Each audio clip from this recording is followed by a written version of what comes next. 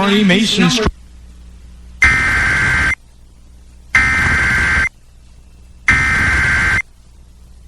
Issued at 6:34 p.m. Pacific Daylight Time.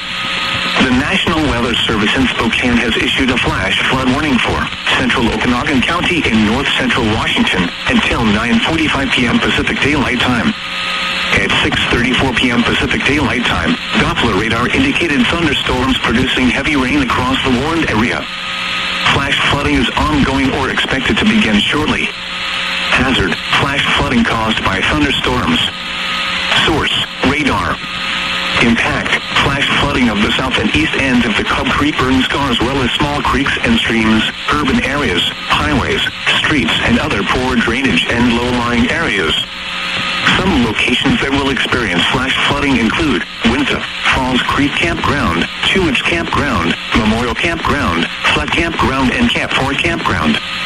Repeating, a flash flood warning has been issued until 9:45 p.m. Pacific Daylight Time for the following county: Okanogan, Washington.